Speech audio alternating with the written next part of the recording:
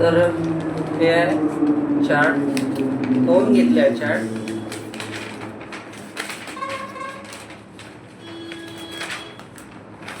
घेतले चार्ट. हा मोठा, याला मोठ्या साईज मध्ये ग्राफ पेपर म्हणतो. दोन यासाठी घेतला कारण माझे 60 प्रश्न आणि 60 उत्तर जाते, त्यासाठी दोन लागतात. जर 60 पेक्षा जास्त असेल तर तुमचे 3 एक्स्ट्रा तुम्हाला सोडावा. चला आता आपण मास्टर चार्ट कसा बनवतो.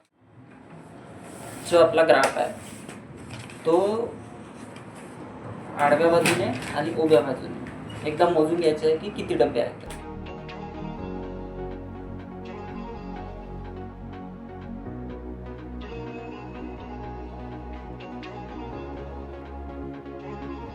डाव्या बाजूने आहे 73 आणि उजव्या बाजूने आहे 48.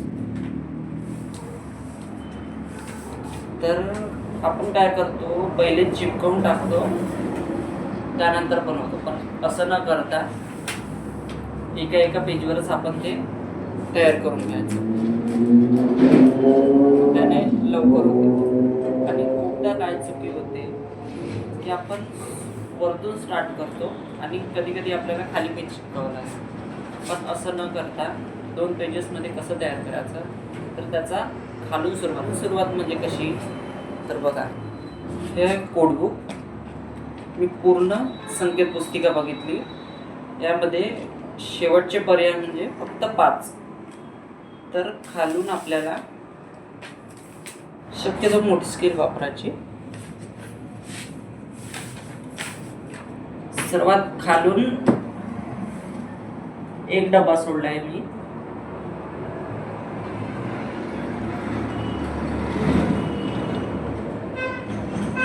सरळ रेष फाडून द्यायची.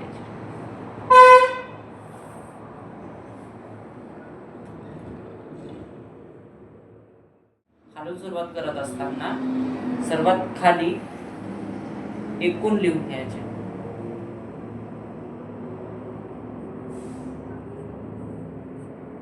एकूण लिहिल्यानंतर त्याच्यावर जेवढे आपले पर्याय असेल तेवढे संकेत द्यायचे. जसे इथे 5 पर्याय, अशा प्रकारे मी 5 पर्याय लिहून घेतले आहे पूर्ण.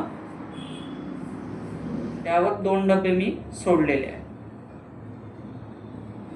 त्यावर सर्वात खाली एकूण लिहून घ्यायचे आहे, एक डबा सोडून त्याच्यावर जेवढे आपले संकेत असेल पर्याय तेवढे आपल्याला लिहायचं. इथं 5 आहे तर मी खालून सुरुवात केली आहे. 5, 4, 3, 2, 1.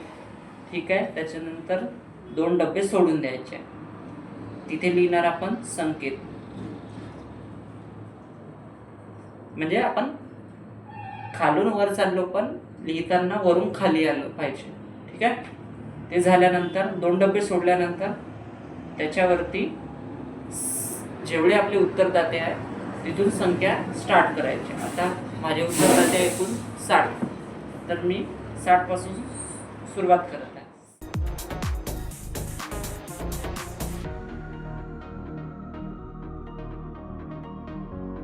पेजमध्ये 60 ते 22 पर्यंत आले पाढे.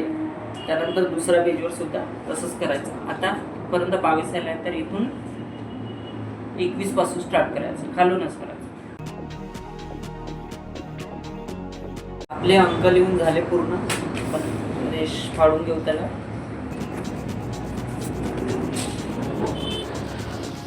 इथपर्यंत 1 आलाय.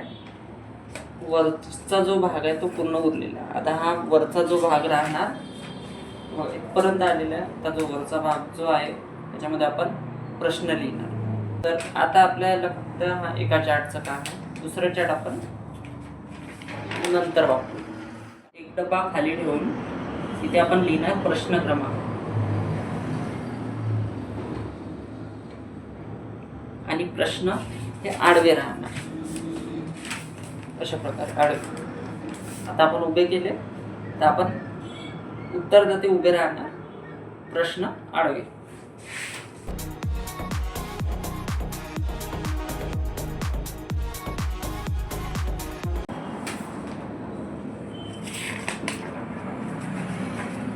आपले एकूण 54 प्रश्न आहे, तर आपण 1 ते 54 पर्यंत पाढे लिहून घेऊ प्रश्न आणि प्रश्न क्रमांक हे आडवे लिहायचे कधीही.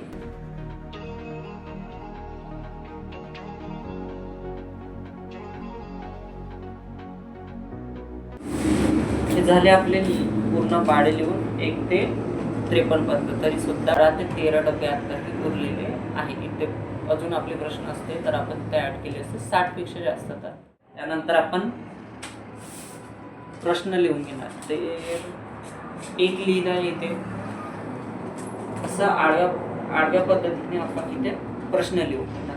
तर 1 मध्ये आहे पहिला प्रश्न वयोगट. त्यानंतर नोटबुक मधूनच बघायचं. त्यानंतर दुसरा प्रश्न आहे शिक्षण.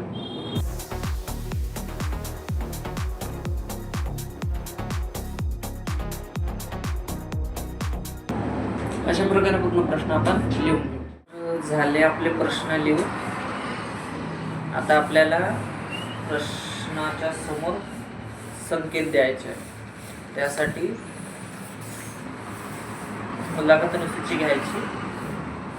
जे उत्तरदात्यांनी भरले असेल, टिक केलं असेल तिथे आपल्याला संकेत द्यायचा मास्टर चार्ट देत असताना आडव्या बाजूने उत्तरदात्याचा फॉर्म भरायचा.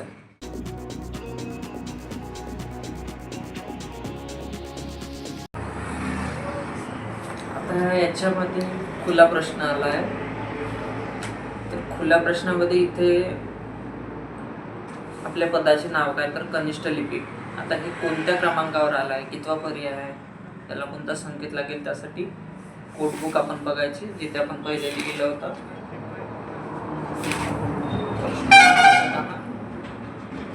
कनिष्ठ लिपी हे दुसऱ्या नंबरवरती आहे, तर तिथे संकेत 2 नंबर येईल.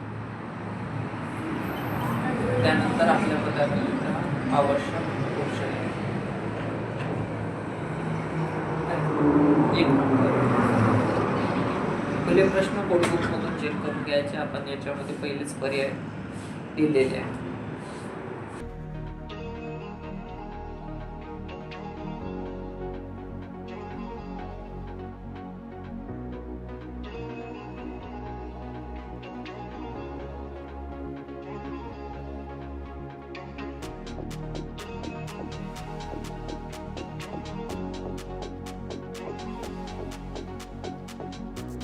चला पहिला फॉर्म करून हा साईड त्याचा. अशा प्रकारे 60 फॉर्म किंवा जेवढे तुमचे फॉर्म असेल ते तुम्हाला भरून घ्यायचे. मला आपला मास्टर चार्ट अर्धा 1 पेजचा दिसते की नाही तर बघून घ्या.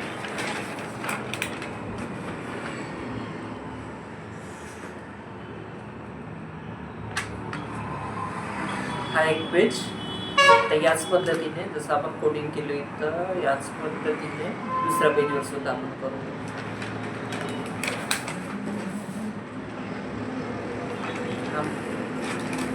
हा साईडने आपण नंतर चिपकवू. आता एक असल्यामुळे आपल्याला हा दुसरा त्याच्यावरती मी आपण फक्त इथे वरती जो पांढरा पट्टा आहे ते प्रश्न लिहून घेऊ. त्याने प्रश्न लिहिल्याने आपण मी मुलाखतनुसूची बघू, प्रश्न क्रमांक बघू आणि त्याचे उत्तर लिहायचं. तर मी प्रश्न लिहू.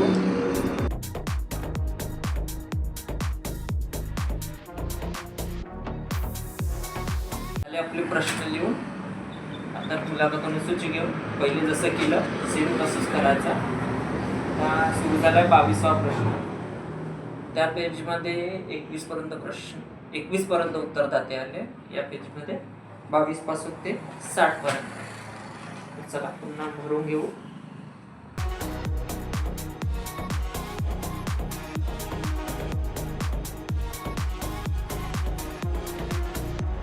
तर झाले आपले हे संकेत टाकून. आता ही जी आपण वारंवार इथं उत्तरदात्याच्या माध्यमातून लिहिली हे मोजून आपल्याला संख्येमध्ये टाकायचे. आपण खाली 5 संकेत टाकले होते, तर 1 नंबरचे किती संकेत आहे, 2 नंबरची किती आहे, 3 नंबरची किती आहे, अशा प्रकारे आपल्याला इथं लिहायचं आहे. त्यासाठी सर्वात पहिले आपण पेज कापून घेऊ आणि चिपकवून घेऊ, त्यानंतर पूर्ण आपल्याला मोजता येईल. तर चला ते करून घेऊ.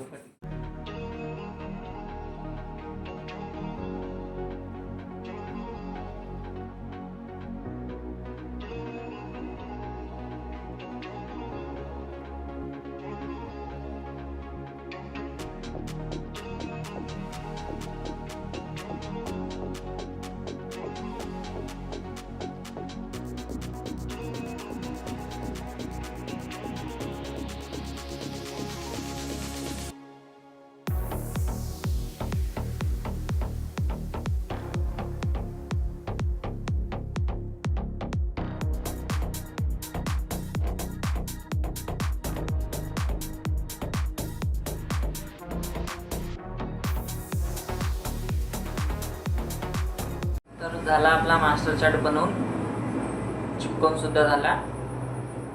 तर आपण काय करणार होतो, संकेत मोजणार होतो आणि त्याची टोटल आपल्याला टाकायची होती. तर हे करता करताच मला रात्र होऊन गेली, थंडी वाटायला लागली. तर चला तुम्हाला मास्टर चार्ट दाखवतो आणि कसं आपण तयार केलं ते बघून घेऊ. Master chart 2 पेजेसमध्ये. तर खूप शॉर्टमध्ये समजावून सांगतो मी तुम्हाला. कोपऱ्यामध्ये आपण नाव लिहिलं आहे तिथे, त्यानंतर आडव्या बाजूने आपण प्रश्न लिहिला आहे, बघू शकता. 1 2 3 4 असे टोटल 54 क्वेश्चन आहे. क्वेश्चन असे आडव्या बाजूने लिहायचे आपल्याला. त्यानंतर पण उभ्या बाजूने उत्तरदाते लिहिले आहे, बघू शकता. उत्तरदाते आणि प्रश्न आडव्या बाजूने, उत्तरदाते उभ्या, तिथून 1 पासून ते 60 पर्यंत. आणि त्याच्या खाली आपण लिहिले आहे संकेत. तर एक उत्तरदाता आपण निवडला आहे. जेव्हा तुम्ही तो फॉर्म घेणार मुलाखत अनुसूचीचा, तेव्हा तुम्हाला अशा आडव्या पद्धतीने प्रश्नाच्या खाली आणि पहिल्या उत्तरदात्यासमोर प्रश्नाच्या खाली तुम्हाला असं आडव्या बाजूने एक उत्तरदाता आपल्याला भरत जायचं आहे. अशा प्रकारे 60 टोटल भरले. त्यानंतर इथे वारंवारिता आली आहे. वारंवारिता बघू शकता, एकूण 5 संकेत होते, 5ही संकेतमध्ये आपण ते भरलेले आहे वारंवारिता एकूण. तर एकूण वारंवारिता याची टोटल 60 आली पाहिजे. तर तिथे 3-4 प्रश्न होते. तर पहिल्या संकेतमध्ये 7, म्हणजे इथं आपण एक कितीदा आले आहेत हे मोजायचे आहे. तर 1 इथे आले आहे 7 वेळा, 2 आले आहे 37 वेळा, 3 आला आहे 13 आणि 4 आला आहे 3दा. असे याचे टोटल केले तर एकूण आले आहे 60. तर अशा प्रकारे हा पूर्ण मास्टर चार्ट आहे. मास्टर चार्टबद्दल MSW BSWसाठी कोणताही क्वेश्चन असेल तर तुम्ही कमेंट करू शकता, त्याचा तुम्हाला उत्तर मिळून जाईल. त्यासोबतच हे आहे कोडबुक. कोडबुकमध्ये पहिले अनुक्रमानिका लिहिली आहे, त्यानंतर प्रश्नामध्ये वयोगट, त्याच्यासमोर पर्याय, जेवढेही पर्याय असेल ते 4 पर्याय, 3 पर्याय, 3 पर्याय, अशा प्रकारे पर्याय लिहा. आणि त्या पर्यायाच्या समोरच संकेत लिहायचे आहे. 1 2 3 4 जेवढे पर्याय तेवढे संकेत. त्या मास्टर चार्ट तयार झाल्यानंतर मास्टर चार्टमधून जी वारंवारिता निघत आहे, ती वारंवारिता त्या पर्यायासमोर इथे लिहिलेली आहे. 7 37 13 3 आणि याचीच टक्केवारी आपण इथे काढली आहे. टक्केवारी काढायचं सूत्र आहे एकूण वारंवारिता भागिला एकूण उत्तरदाते गुणिला 100. जसे की 7 इथे 7 आहे, तर 7 भागिला 60 गुणिला 100 11.66 येत आहे. तर अशा प्रकारे तुम्हाला हा कोडबुक तयार करावा लागतो. धन्यवाद. अशाच प्रकारे तुम्हाला मास्टर चार्ट किंवा रिसर्चबद्दल कोणतेही माहिती पाहिजे असेल तर आपल्या चॅनलला फॉलो करा, सबस्क्राईब करा आणि शेअर करा. लाईक करायला विसरू नका.